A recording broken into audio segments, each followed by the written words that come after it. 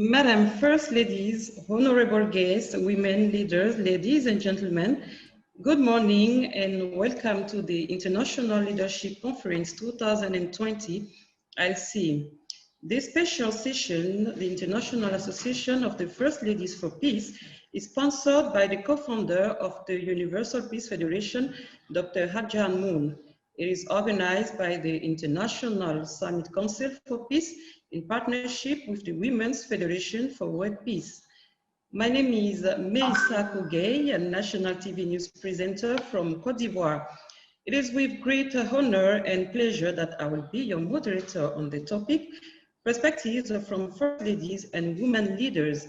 And the theme is Toward a New Paradigm of Women's Leadership and Cooperation in Response to Global Crisis. How will we empower Africa, Europe, and the Middle East through the establishment of sustainable peace based on interdependence, mutual prosperity, and universal values? What are the challenges women are called to respond to in the process of building a global peace culture? How to reach these goals in the context of coronavirus pandemic? These issues will be discussed today. As many of you are not familiar with the International Association of First Ladies for Peace, let's watch this introductory video together.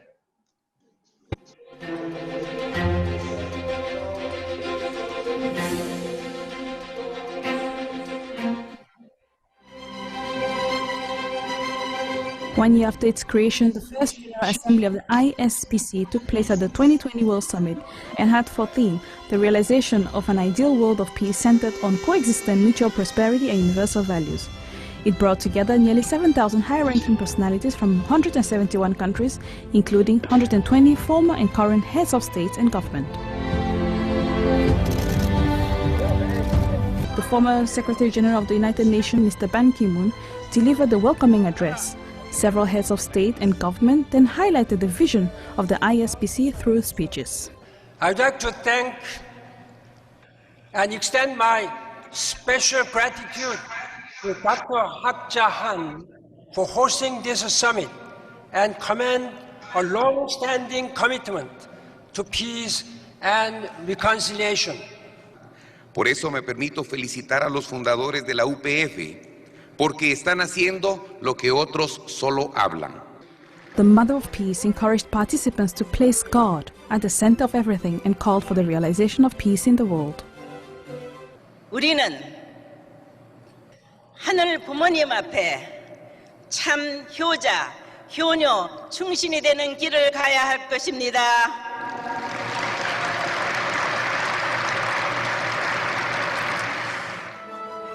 In addition, First Ladies from several countries came together with the same heart and determination as their husbands. Thanks to the ISCP, in December 2019, the Republic of Palau successfully organized the Asia-Pacific First Ladies Summit, which brought together 80 women leaders, including 20 First Ladies. These ladies launched the International Association of First Ladies for Peace in order to solve, with a mother's heart, the fundamental problems of the world and thus spread the women's peace movement. We must look into ourselves, draw upon that value, and work together as women traditionally would to create solutions to challenge the threat that our families are facing in our homes and our nations. Let's take this opportunity to build strong relationship and partnership for our future and for the future of our children. The Mother of Peace is determined to achieve a world of harmony and peace with a motherly love. Yes. Accompanied by the Association of First Ladies, they will broaden the horizon of a world of peace through close collaboration with the ISCP.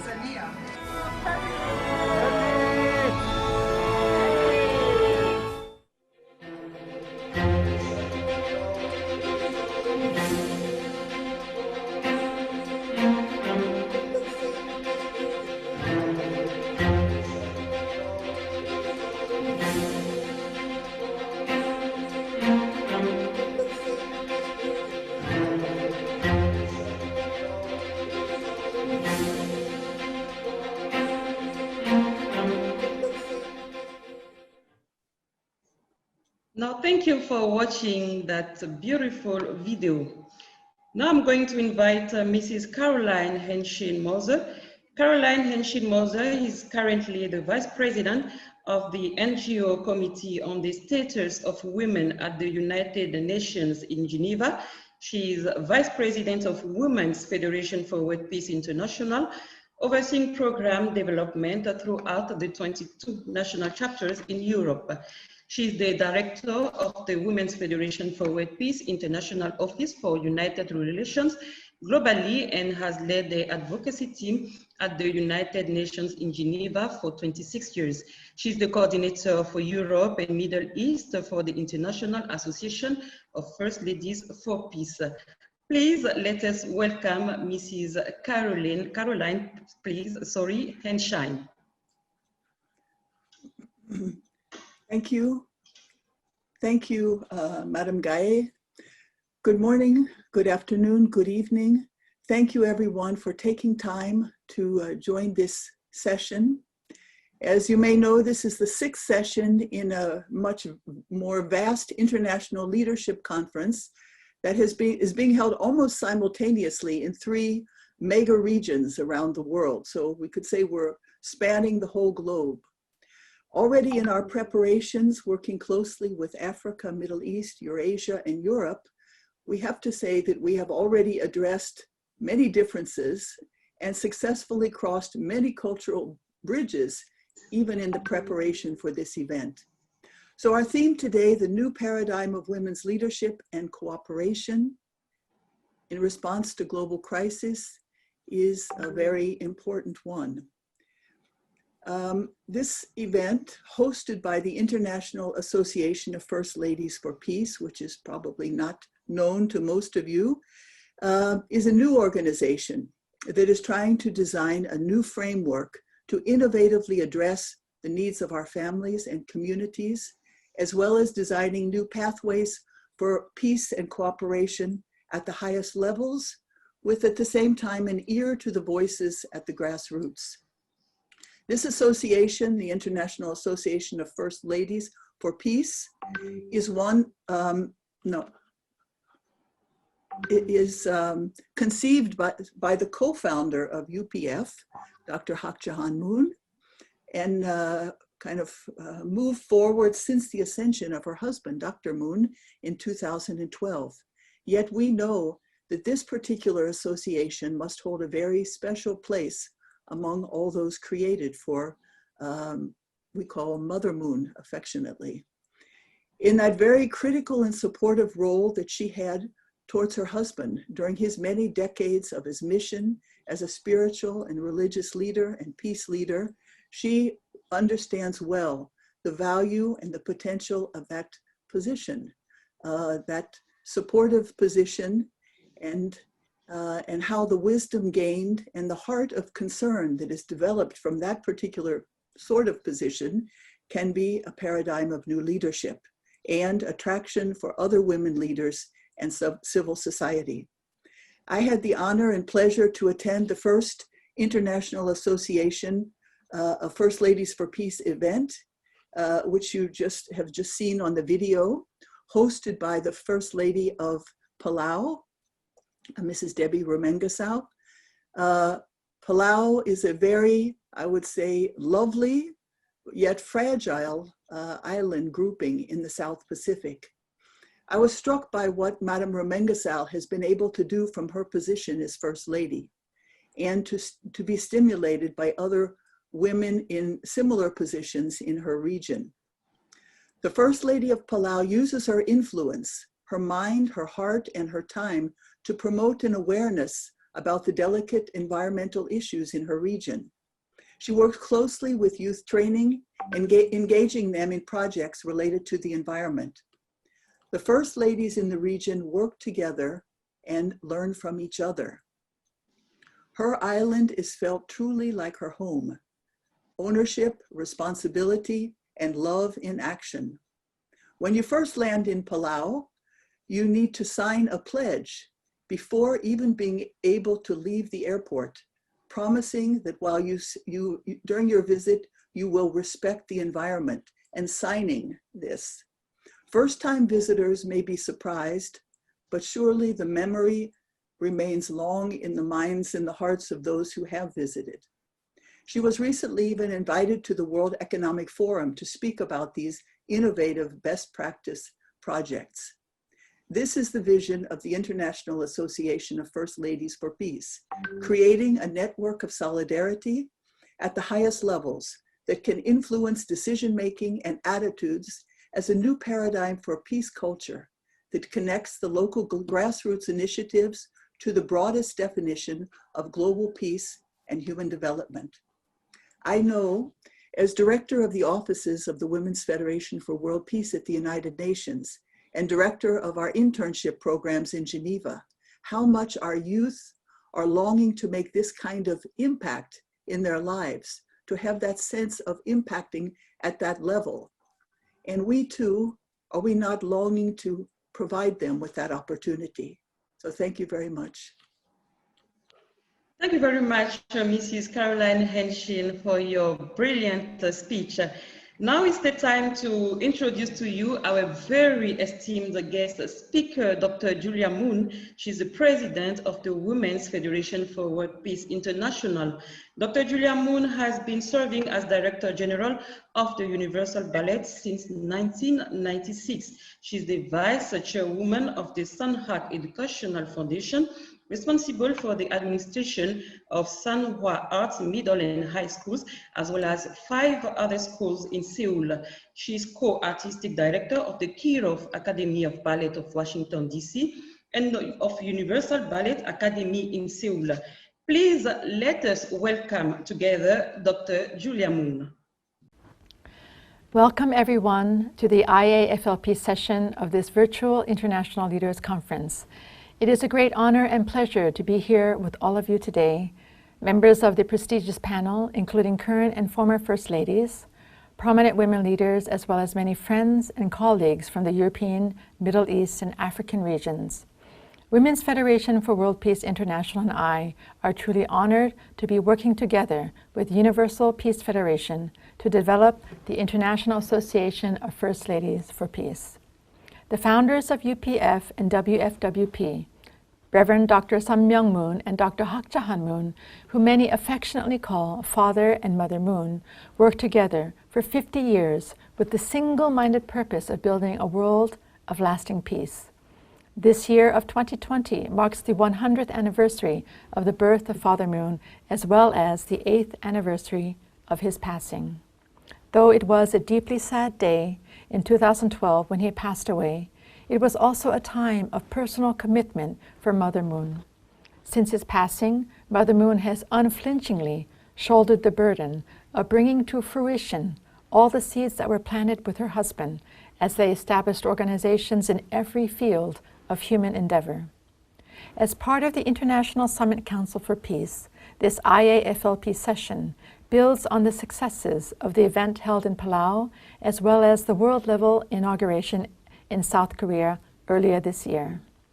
This initiative, led by First Ladies, civil society, and the private sector, proposes that women leaders from all national, racial, and religious backgrounds and all sectors of society unite in solidarity to respond to today's challenges for the sake of providing a life of dignity for all people and a world of enduring peace.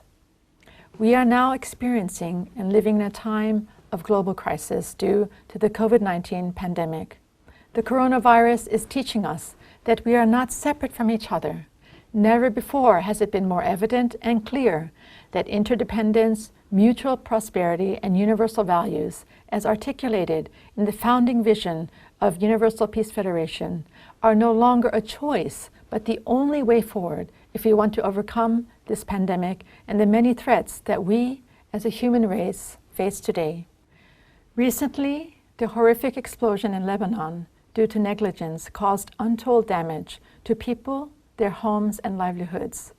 Feeling the tragedy as if it is their own, concerned people have come together, especially many women's organizations in Europe and beyond, to bring aid and comfort.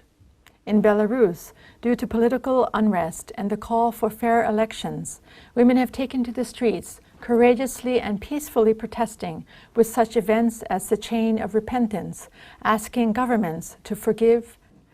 Sadly, in Africa, numerous nations and communities are still affected by extreme conflict, unresolved tensions, and gender violence. Especially in this time of COVID-19 lockdowns and restrictions, new waves of concern have been triggered as many cases of mental illness and suicide have been reported. Many other dramatic and critical needs in society that are often not so visible, relating to youth, protection of the family, safe cities, balanced and good governance, also need the same sense of urgency and solidarity. While most governments are led by men, the place where women can exert their influence is in the education of young men and women and in influencing their husbands to be more righteous and loving. IAFLP was created as a network to harness good minds and actions, identifying needs and sharing solutions among those dedicated to peace. As a daughter-in-law of Mother Moon, I can truly testify to her inspiring leadership as a woman. Soft yet strong, as a leader she does not compete with men or try to stand out, but leads with selfless love, service, and sacrifice. The past few years she has traveled the world, bringing together leaders of nations with the message that we as a human race must address the root cause of the problems of the world and understand that these problems cannot be solved by human effort alone. This time of pandemic and quarantine provides us with a silver lining, the opportunity to reevaluate our ways of relating, challenge old habits, and focus on what is truly essential in life. As women of influence, let us follow Mother Moon's leadership. Let us each find our internal compass, our true north, our vertical connection to God. And by doing so, let's heal our hearts and the hearts of our others, celebrate our strengths, and let us work together with our brothers, husbands, and sons to build a better world. I know we will gain greater insight from one another today and share forward-looking and hopeful ideas and projects for the sake of a better future. I would like to close with one final quote from Mother Moon's recently published memoir. Upon maternal love and affection, the world of the future can be a world of reconciliation and peace. The time has come for the power of women to save the world. Thank you very much. Thank you very much, Dr. Moon, for your valuable words. It is indeed a great source of inspiration. We are now pleased to welcome Ms. Verosia Kaimba Chiluba, the daughter of the First Lady, Madame Vera Chiluba, who will deliver the speech on behalf of her mother. She is the wife to the second Republican President of Zambia, His Excellency Frederick Chiluba. First Lady, Madame Vera Chiluba, has a diploma in public speaking. She was a member of Parliament of Kasenegwa constituency from 2006 to 2011. She pursued political career on her own, becoming multi-party movement for democracy chairperson for women's affairs. She is appointed as Deputy Minister of Environment in 2006. Mrs. Chiluba created the Hope Foundation in 1994 because she has a passion for children. She has since taken up pastoral ambitions, establishing the Healing International Ministry. She is a peace ambassador and has attended several of UPF international conferences in Korea. So now, please let us welcome Ms. Verosia Kaimba Chiluba. Thank you. Before I begin, I would like to express my gratitude to have been afforded the honor and great privilege to represent the former First Lady of Zambia, Madame Vera Tembo Chiluba, my mother, and an exemplary leader in her own right. Fellow dignitaries, religious and spiritual leaders, First Ladies, former First Ladies, academicians, distinguished guests, I humbly thank you for this opportunity to speak before you all. It is indeed an honor. Allow me to take this opportune time to thank the Universal Peace Federation and congratulate them on their initiatives. We are living in times of great difficulty, a time when the meaning of humanity must come into itself. COVID-19 is a global pandemic that requires a global response. This is a time where nationality, race, religion, and orientation should not be decisive, but rather find common ground for the good of humanity. It is a time where interdependence has indeed become the norm. We must unite as human beings with a common objective, which is to ensure we protect the future for posterity's sake.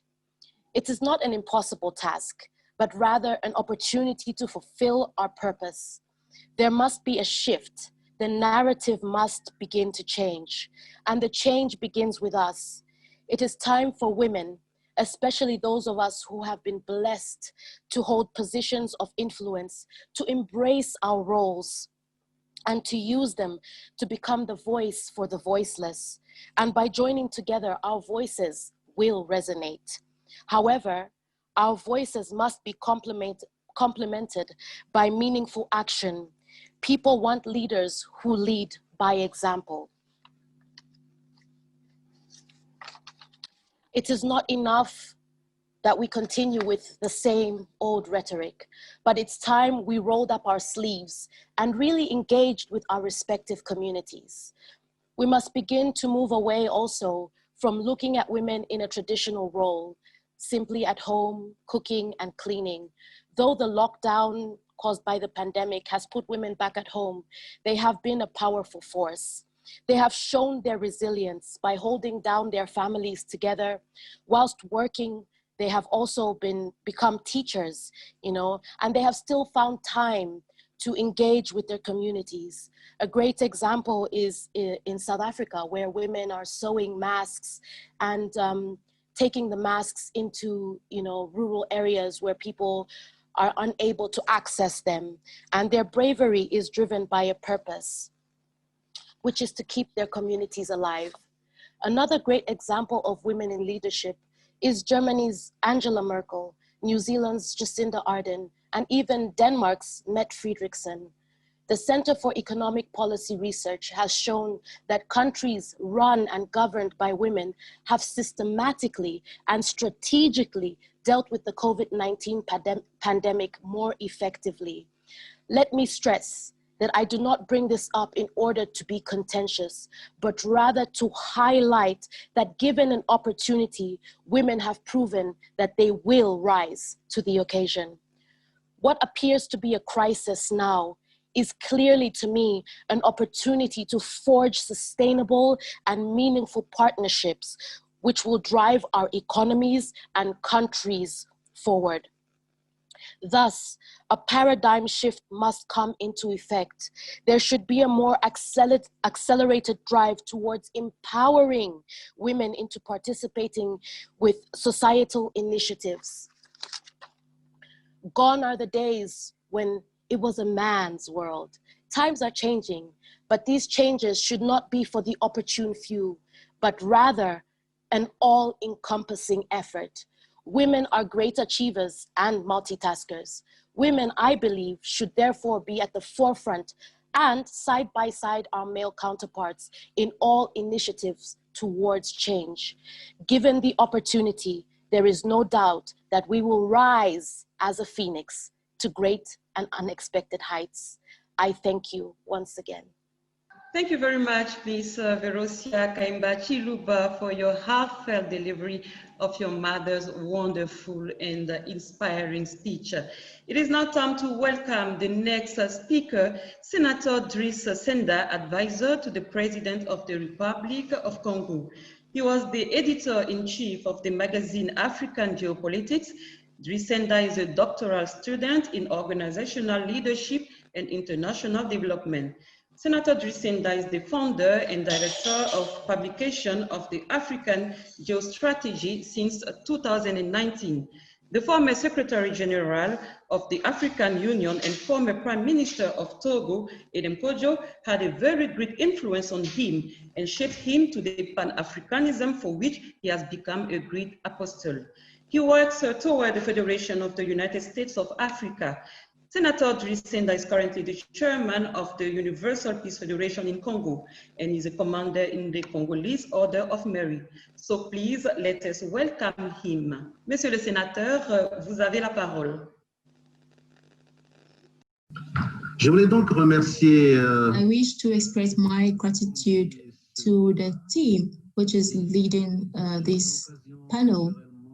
I had the opportunity on behalf of the Universal Peace Federation in Congo to send this message on the stakes of female leadership in view of the COVID-19 pandemic.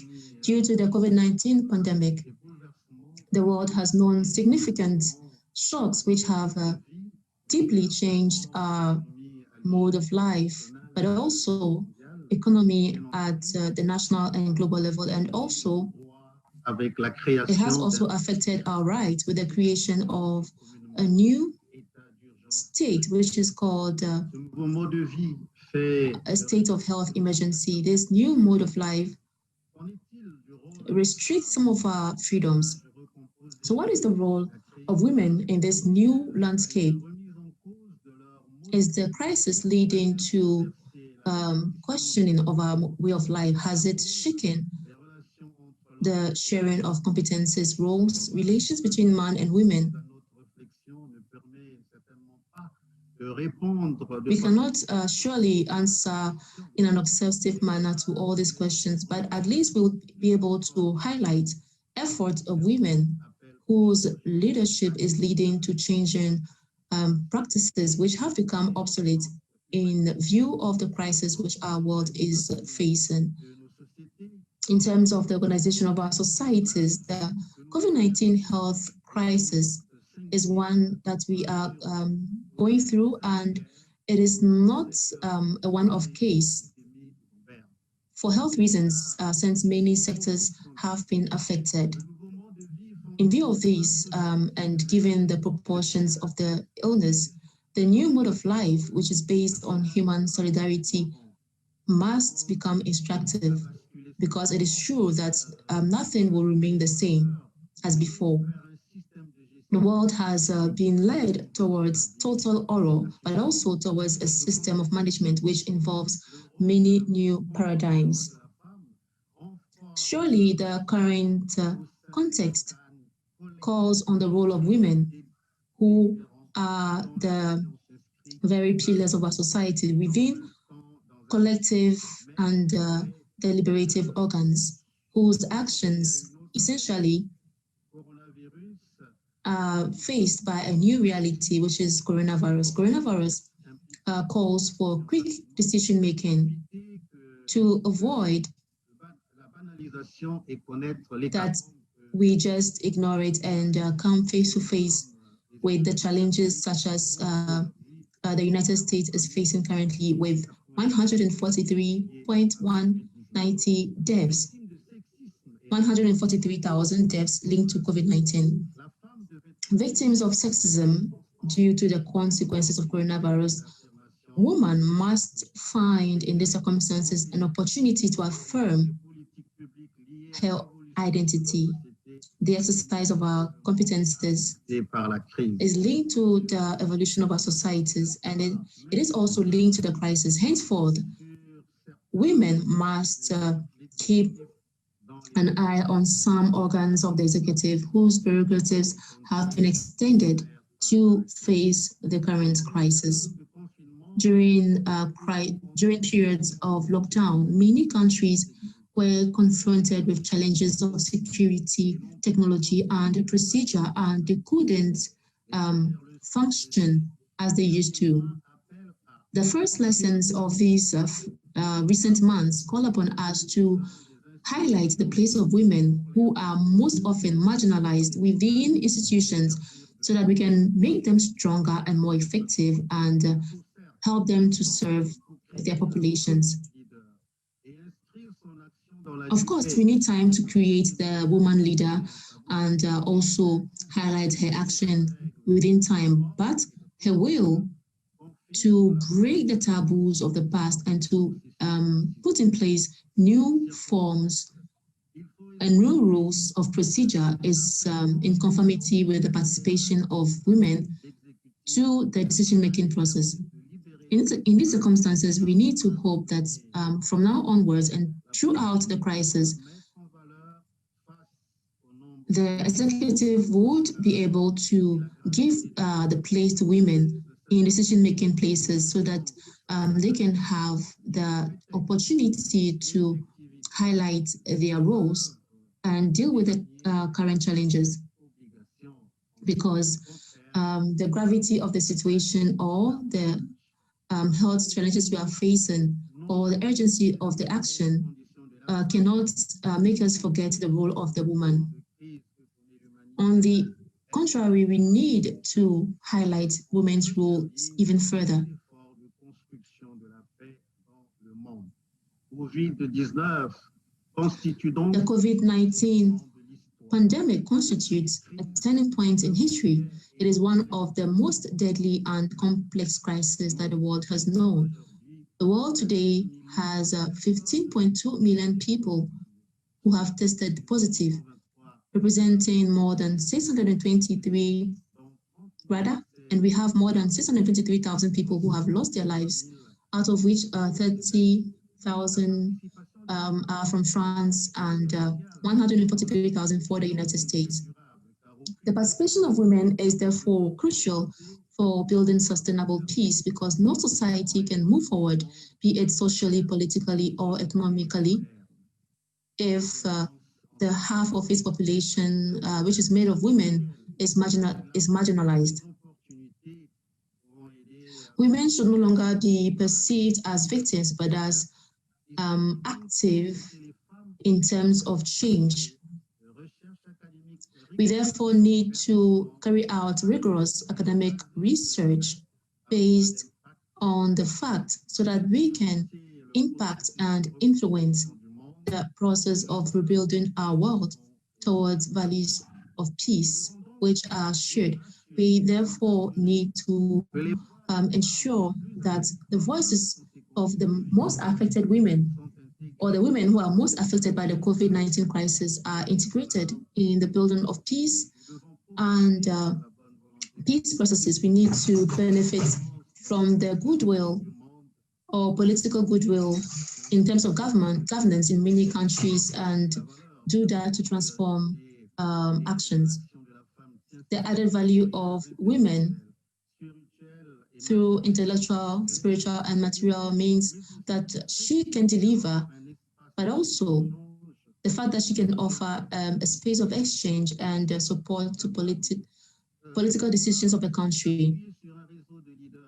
Women must also be supported by a network of women leaders, such as the International Association of First Ladies.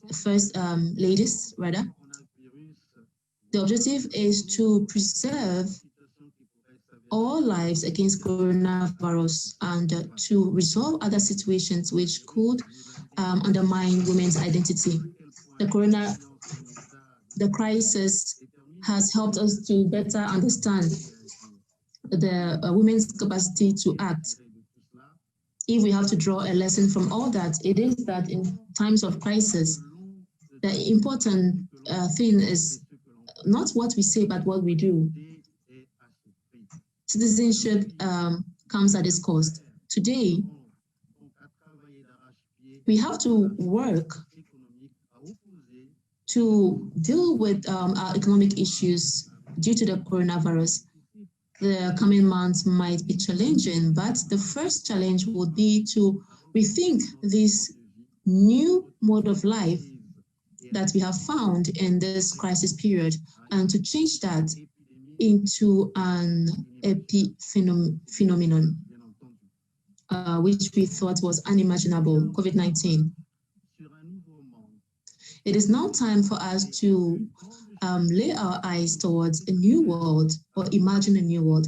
The past decades have seen new changes, sometimes spectacular changes, with the arrival of new unbelievable technologies, but our way of life has not really changed. It is therefore time to deeply think about the role and involvement of the woman, given the crisis that we are currently facing globally. The webinars organized by the UPF are a call and a response to the commitment of women to better prepare for, to defend their identity, their leadership, in response to the current crisis which the world is facing. It is the vision of our true mother, Dr. Hak Ja Han Moon, who aspires for a world of peace and not a world of conflicts, confrontation, and division. Thank you for your kind attention. Thank you very much, Senator Driss Senda, for such a constructive address. Merci beaucoup. Now the next speaker is Honorable Dr. Nadia Al-Sakaf, first female information minister of the Yemen government. Dr. Nadia Al-Sakaf is a researcher with special interest in media, democratic transitions, gender, and development. The only female chief editor of a national independent media establishment in Yemen, the Yemen Times. She co-founded and is co-director of Jussur Media Company, a Yemeni media organization aiming at promoting professional and independent media. As an advocate for rights and freedoms, Dr. Al-Sakaf is recognized internationally and consequently is a recipient of several international awards. Please let us give a warm welcome to Dr. Nadia Al-Sakaf. Thank you very much. Thank you, Madame Gay, and extended thanks to Dr. Moon, who has invited me to this important event. Thank you to all the participants before me. I am really humbled and honored to be here, and I love everything that has been said already.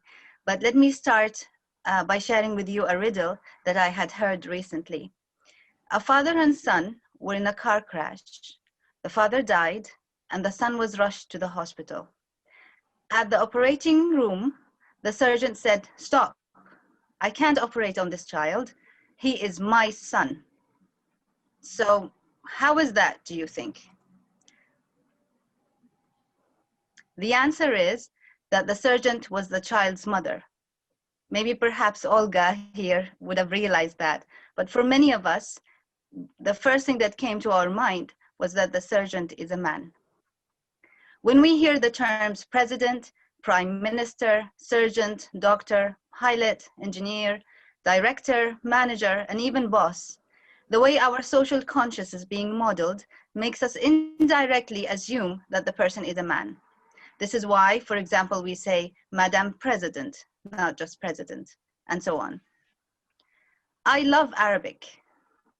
Arabic is my native language, and in this language, we can differentiate between nouns and adjectives that are men or female, male or female. I can say mudir, which means a male boss, or mudira, which means a female boss. In my work as a politics and media expert, I have started gendering my writing so that when I'm talking about the next defense minister, for example, I would say it is wazir or wazira, giving the reader the chance to think that maybe the next defense minister of Yemen could be a female.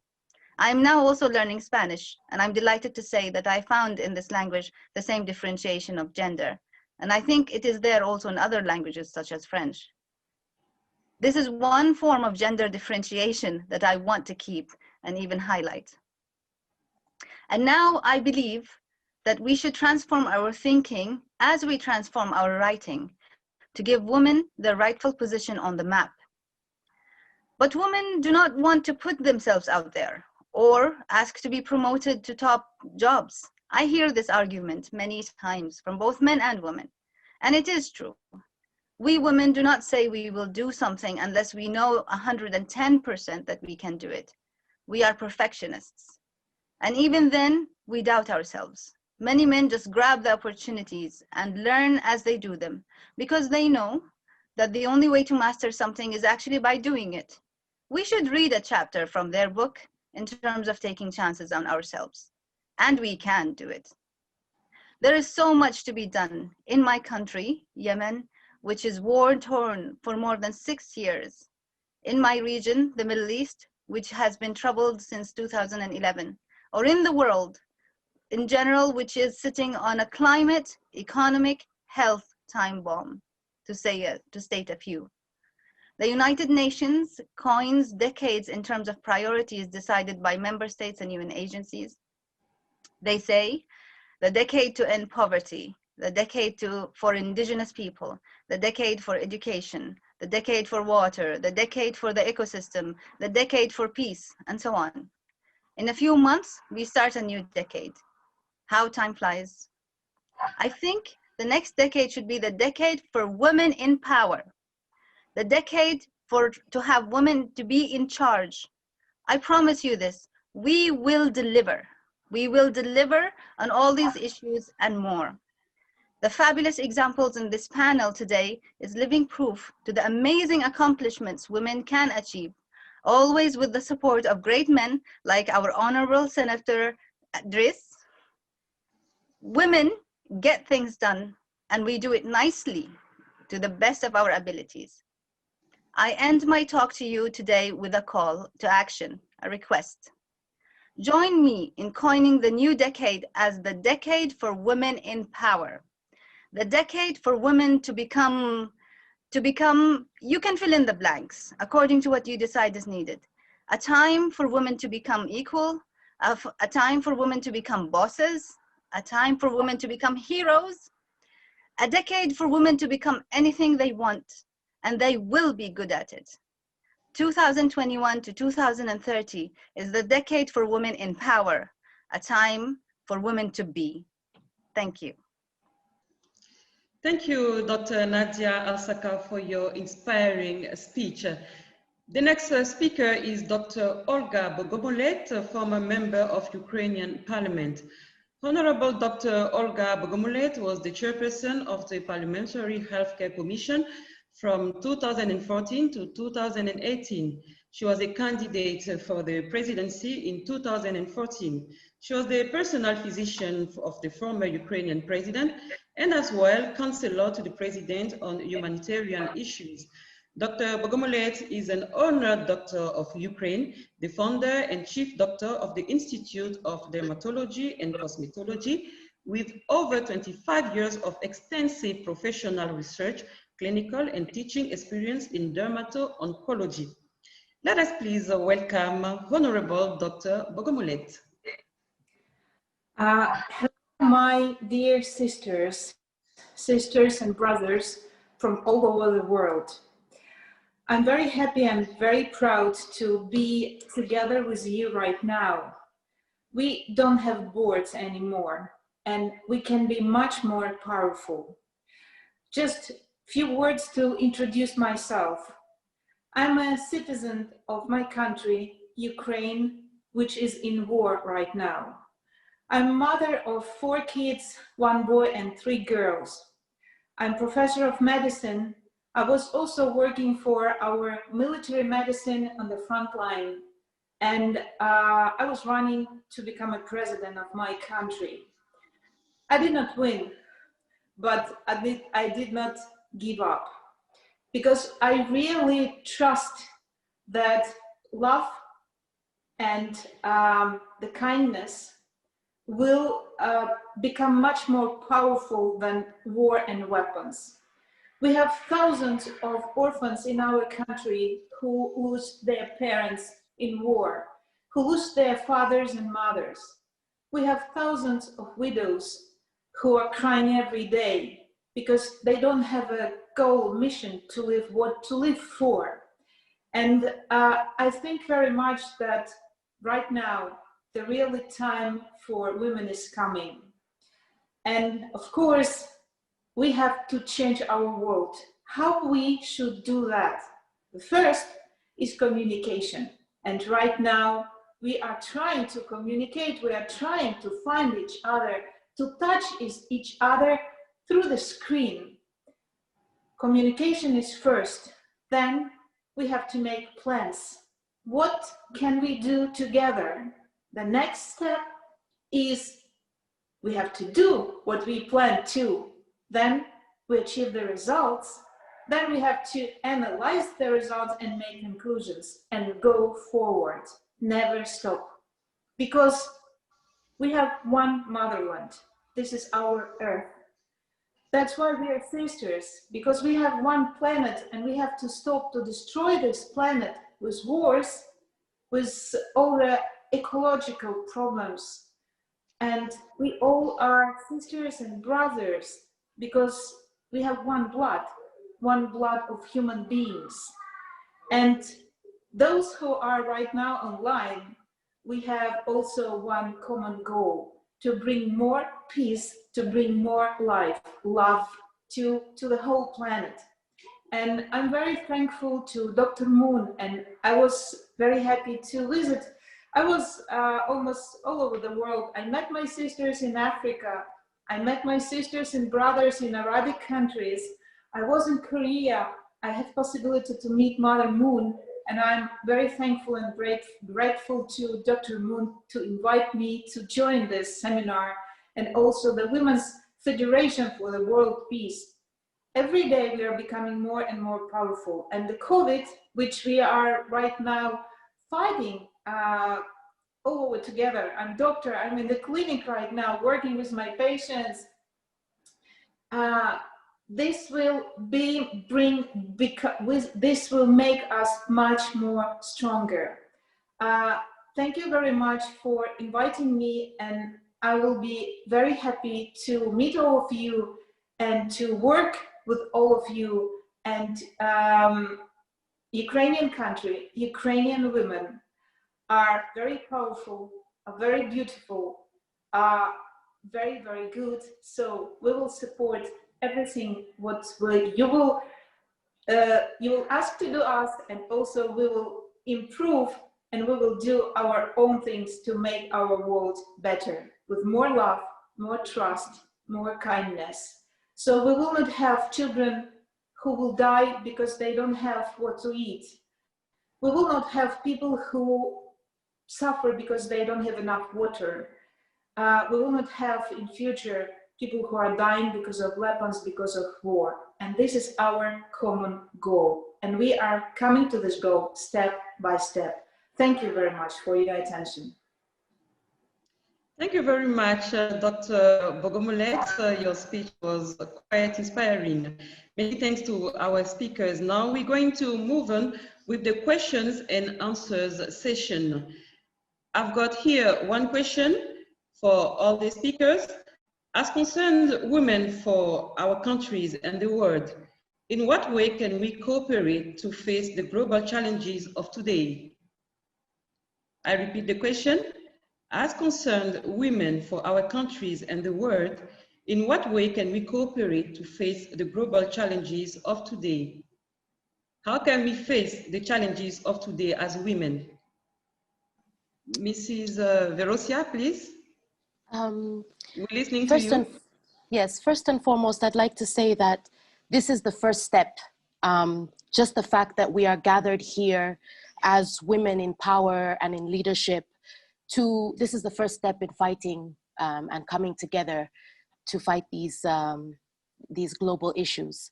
Secondly, I would also like to say that, you know, women in power, for example, for first ladies, when they become former first ladies, it's important that we do not become mute after we've been in power. It's important that after the fact, we build communities within ourselves. You know, former first ladies, we come together and build communities so that we can reach the grassroots level and build our way up into helping those who are in need. Thank you, Ms. Verosia. Now, here is a very interesting question to me. Africa is a continent with great potential. How can women contribute to its development? I repeat the question. Africa is a continent with great potential. How can women contribute to its development? Thank you. Just quickly, and maybe then even Olga could say something, Dr. Bogomolay could also say something. I just wanted to say that even maybe the question is not correct. I would say Africa is not a continent of potential. It is a continent of riches, really. I mean, the more I work with, listen to, cooperate with women from that continent, the more I understand how much we have to learn and gain from you.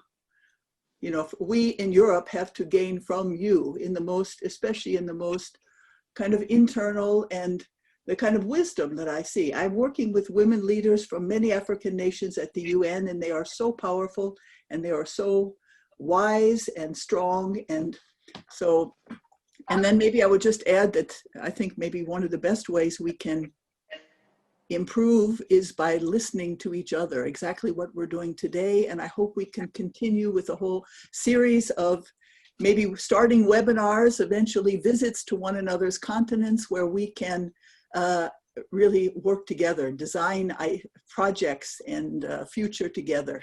Thank you. Thank you very much, Mrs. Henshin. Yes, Mrs. Bogomolet, we're listening to you. I would like to introduce two steps. The first step, which can help us to help our African sisters and brothers, is education. So if I can help African countries to bring more students to Ukraine, to our universities, I'm ready to do that. If you will need any help, Ukraine is ready to accept more foreign students, and we have winter, it's snow. It's a problem, but it's something different for our African students. And the second step, of course, is that increasing of the temperature. This is what we have to fight against, because increasing of the world temperature to 4 degrees will make the whole territory around the equator unacceptable for living. So we have to stop to do everything we can to stop the increasing of temperature in the world. So this is, I'm ready to help. Oh, thank you, Dr. Bogomolet, for your contribution. Okay, is there anyone who would like to add something else? Yes. Okay, Miss Verosia. I would like to add that in my perspective, women are already contributing, as I mentioned in my speech. You know, the values that we learn at home, we are taking them out into the world and applying those organizational skills into developing our countries. But something that we must not forget is that Africa is the only place where you can find out where the problems are. Africans must voice out their problems, and we must also change the perception of Europe to Africa. This donor-recipient mentality must change. It must now be a sustainable partnership, a partnership through education, a partnership through, you know, investing in businesses, just like Dr. Olga said. It's important that even through education, we allow people, you know, we give children the opportunity to go out into the world and to learn in other countries, learn other cultures, and bring their knowledge back into Africa, where they originally come from, and thus we begin to develop. Thank you, Ms. Verosia Chiluba. Now we're going to move on with another question. There is an intense emotional conflict between women who defend views more gender-centered and women who defend traditional family views more. What and how could be done to build bridges between the two lines?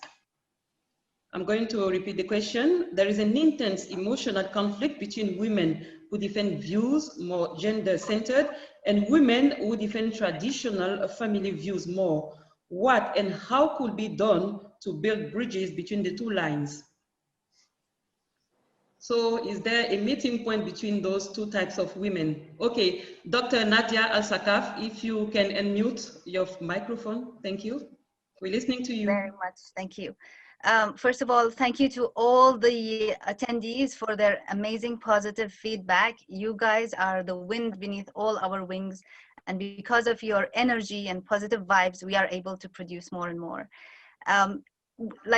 There has always been this question, women fight amongst women. Women are not supporting women. Or there are women who want to stay at home and women who want to work, and this divide.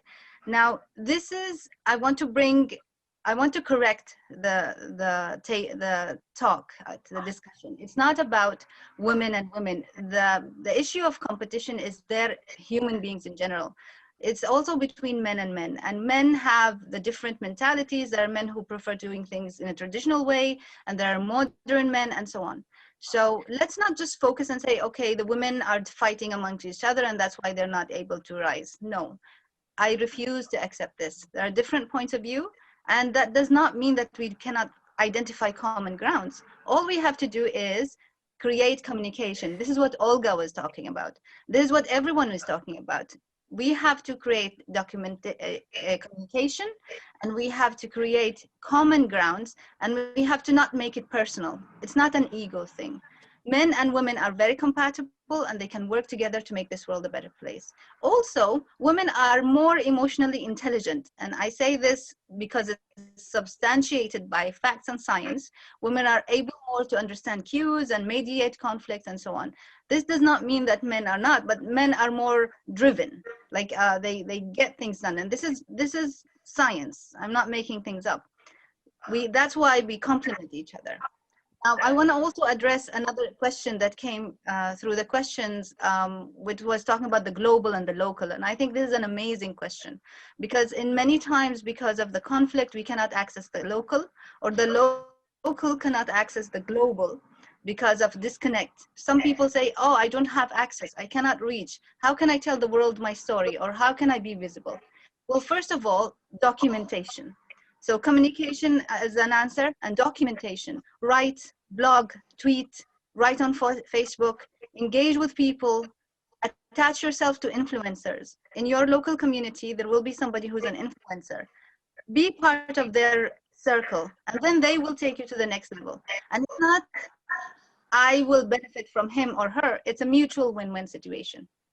So documentation, be present. And the third thing is, like I said in my talk earlier, take chances on yourself, women and men, but especially women. Say I can do it, say I will do it, and just put yourself out there and take risks. I think that's the only way that we will actually be able to bridge gaps. And there was a question from an Iraqi participant who was talking about how can Iraq be present, or how can we bridge the gaps between Iraq and the world. And I understand, my brother, Iraq has been torn, like Yemen, like Syria, Lebanon, Palestine, Libya. I mean, all the Middle East is just going crazy. What we can do is that document, again, so write in Arabic, in English, in French, translate, get attached to international media, and not the mainstream media, because the mainstream media, unfortunately, is just like hot topics. They have their own agenda, unfortunately. We're talking about social media. There is gray media, which means that like blogs or health-oriented centers, or something that is not necessarily United States, USS Today, or CNN, or BBC, or like that. There are other medias that can be listened to. So good luck with everything that you're doing, but do not give up. Connect and communicate, document, and take risks. Thank you. Thank you very much, Dr. Al-Saka, for your contribution. There are so many questions, but time is running, so we're going to move on with only one question. That is a question for the Senator Senda. Given there is a need of peace everywhere in the world, how can women's voice be heard in the peace process in all regions, Africa or Europe or Middle East? Senator Senda, if you could unmute your microphone. I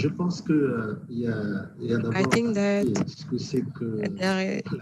there are many things to say about peace, what we heard about peace. If it's the bread of life for a human being, peace would have been the most important thing that everybody could hear. But how do we do, how women do to participate, to bring peace all over the world? Because when they talk about women here, the differences among culture and traditions made that we talk about women from Africa, Europe, Middle East, America, or Asia. But all this can be put in the same point. The point is the peace has to be the source of our education and the base of our culture. For the culture is the basement of human being, as externally as spiritually. That means in the whole world as in the spiritual. So if women can get into this culture, taking her position and working, contributing in her STEM level, you naturally transmit all the values that you have. This question is touching me because while we're talking, when we were talking earlier on about Africa potential to transfer the culture of peace, that is a legend in Africa. There's education, there's culture, and there is no other way. We have to just be based on education and culture. And if we are today talking about peace and having peace behavior in Africa, it's because we took it from our mothers who, while educating us, show us the right way. So if the woman who have the most important position in the culture can pray these words of peace, I believe that the world, the society, no matter where you are, either in Africa, in Europe, Asia, Middle East, America or Asia, will be the same because we will have the same education and we will spread the Merci, same message. honorable Drisenda, pour votre magnifique contribution. Thank you, honorable Drisenda, for your contribution. We're going to move on with the speeches. Last but not least, I'll now introduce Mrs. Susan Kone for the closing remarks.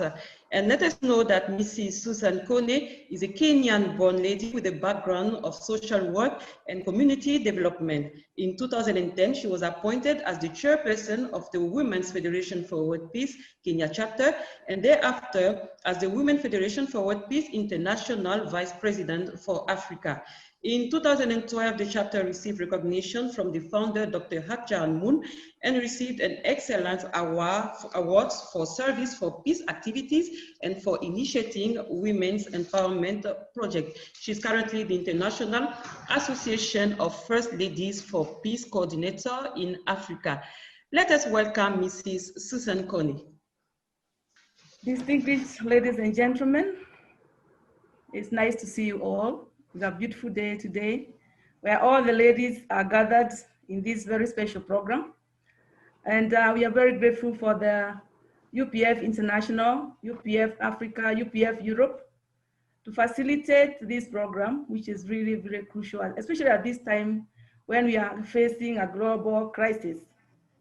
Now more than ever, we really need these forums where women of all backgrounds, of all religions, of all cultures, and of all traditions can come together to discuss issues and to listen to each other.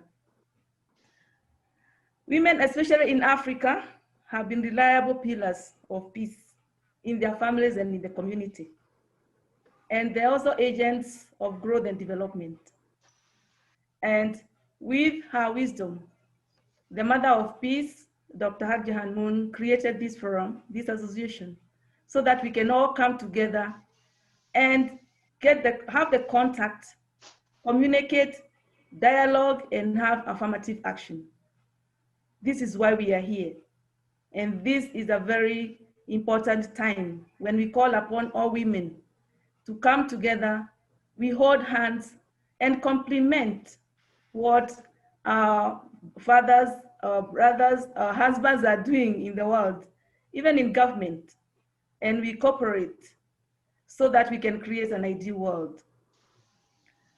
In this era of women, there is dire need for women of all races to come together. As we can see, we are actually interdependent and share a common destiny. And someone talks about the virus. Actually, we have learned a lot from the coronavirus. Something we started somewhere in the East, in a place called Wuhan, has actually reached to all corners of the world. It has affected or infected each one of us. So we see that there is no way we can live in isolation. We have to meet together, we have to dialogue and look for solutions. So I'm very, very happy with all these women leaders in this panel. We also have one gentleman from DR Congo, the senator, who gave a very beautiful speech as well. And this is just the beginning. And we can use this forum, which is like a door being opened by the Mother of Peace, to really do more things. As you know, Europe and Middle East, we are all interrelated. We have a history together. In fact, we have very many families in Europe who are working, studying, and even in the Middle East, we also have a workforce there. So we have to cooperate and partner in many areas so that our world, that is the home for all of us, the planet which is home for all of us, can really be a peaceful and harmonious world. So I really want to thank all the panelists and all the organizers and all the attendants, the participants for coming. And we are going to pray that we can have more forums of this kind so that we can actually have affirmative actions and really see the world that we want to be in. So to make a change, we have to be the change ourselves. So as women leaders, women in the grassroots, women in all areas, we have to come together and complement what our fathers and brothers, our sons are doing on the ground so that we can create that world of peace and harmony that we all long to live in. I thank you so much, and I really pray that we can have better and bigger forums like this, but this is just a beginning and we are very grateful. And I thank you all for coming. We wish you good health, and we wish you that you can continue also watching all the other sessions. We have very beautiful sessions so that this ILC can be a victory for all of us. I thank you all, and thank you for coming. Thank you very much to Mrs. Susan Kode for your marvelous speech and call to action. We are practically at the end of our session. On behalf of the organizers of the International Leadership Conference 2020, the IAFLP, the ISCP, UPF, and Women's Federation for World Peace International, we express our deepest gratitude to our keynote speakers and to everyone for joining this session. And the next session is the session for the International Media Association for Peace, IMEP, Perspective from the Media, Opportunity and Hope at a Time of Global Crisis. And it's going to start at 14 o'clock GMT. Thank you very much for being with us during this session. Have a wonderful day, everyone. Thank you.